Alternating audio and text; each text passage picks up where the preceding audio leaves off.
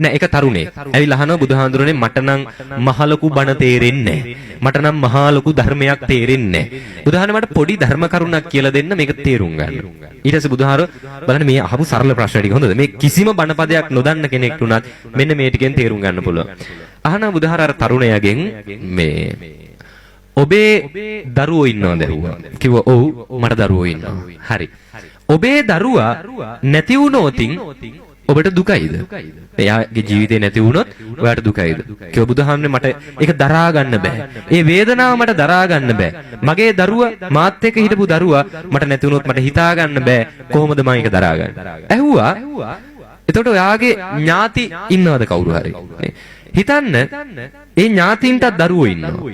ඔබේ ඥාති කෙනෙක්ගේ දරුවෙක් නැති වුණොතින් ඔබට දුකයිද ඇහුවා. ඔව් බුදුහාඳුරනේ මට දුකයි. ඒක මට වේදනාවක් දුකක් දැනෙනවා. ඇහුවා ඔබේ දරුවා නැති වුණා තරම් ඔබේ අර ඥාති කෙනාගේ දරුවා නැති වුණොත් ඒ දුක දැනෙනවද කියලා. බුදුහාඳුරනේ එච්චර දුකක් දැනෙන්නේ නැහැ. හැබැයි දුකක් දැනේ. ඇහුවා ඊට පස්සේ ඔබේ ගමේ කවුරු හරි කෙනෙක් ගේ දරුවෙක් නැති වෙනවා. දුකයිද? ඔව් දුකයි. ඔබේ දරුවා නැති වුණාන් තරම් දුකයිද? නෑ එච්චර දුක නෑ. ඔබේ ඥාතිවරයාගේ දරුවා නැති වුණාම තරම් දුකයිද? නෑ එච්චර දුක නෑ. හැබැයි අර ගමේ නිසා ඒ හැඟීමත් එක පොඩි දුකක් තියෙනවා. හිතන්න ඔබ දන්නේවත් නැති පළාතක දන්නේවත් නැති කෙනෙක්ගේ දරුවෙක් නැති වෙනවා. දුකයිද? නෑ මට ගානක්වත් නෑ. හිතන්න එකම සිද්ධියනේ එකම විදිහට දරුවෝ ටිකක් නැති වුණා. හැබැයි දුක වෙනස්ද නැද්ද? දුක දැනෙන විදිය වෙනස්. මතක තියාගන්න අපේ දුක තීරණය කළේ බාහිර ලෝකේ නෙවෙයි. දැන් මෙහෙම හිතන්න.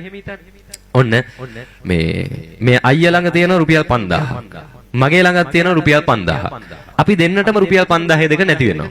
වැඩියෙන්ම දුක කාටද? ඈ ඒක තේරුම් ගන්න අමාරුයි නේ. ඒක අයියරද මටද කියලා හිතා ගන්න අමාරුයි. මෙහෙම හිතන්න.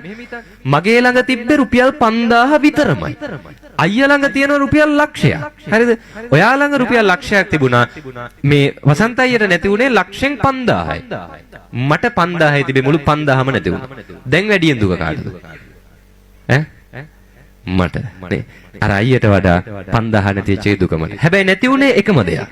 මටත් නැති උනේ 5000ක්. ඒ අයියට නැති උනේ 5000ක්. ඇයි වෙනස?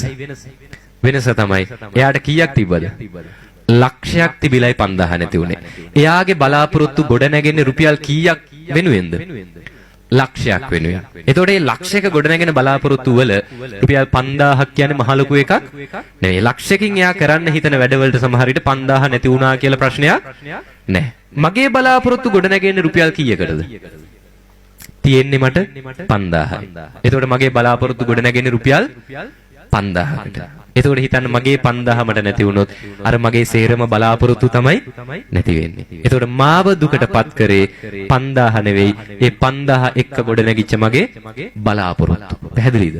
තමන්ගේ දරුවා කෙරෙහි තමන්ට තියෙන බලාපොරොත්තු වැඩි අල්ලපු ගෙදර දරුවට වඩා. මත තියන අපිව දුකටපත් කරන හේතු තමයි ඇති කරගන්නා වූ බලාපොරොත්තු. ජීවත් වෙන්න පුළුවන් හරි ලස්සනට නිදහසේ සැනසීමෙන් මිනිස්සු විශ්වාස කරන්න. මිනිස්සුත් එක්ක ගොඩනගා ගන්න මිනිස්සුත් එක්ක කාලය ගත කරන්න.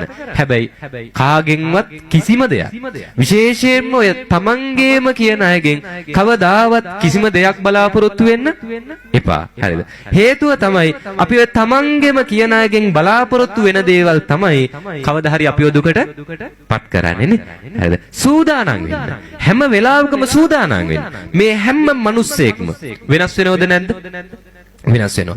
කොච්චර හොඳට හිටියත් මොන්න තරම් පණ දෙන්න හිටියත් මොන්න තරම් ආදරය කරත් මොන්න තරම් ළඟින් හිටියත් කවදාවත් මිනිස්සු ගැන මේ අර ප්‍රතිරූප ගොඩනගන්න එපා නේ.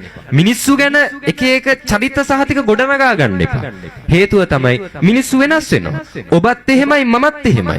අපි හැමෝම වෙනස් වෙනවා. ඒක අපිටවත් හිතා ගන්න බෑ. ඒ තරම් අපේ මේ හිත හරි කලබලයි නේ. ඒතර අපි වෙනස් වෙනවා. එතකොට මේ අවස්ථාවවලදී අපේ හිතවලට දුකක් ඇති වෙනවා නම් ඇති වෙන්නේ ඇයි?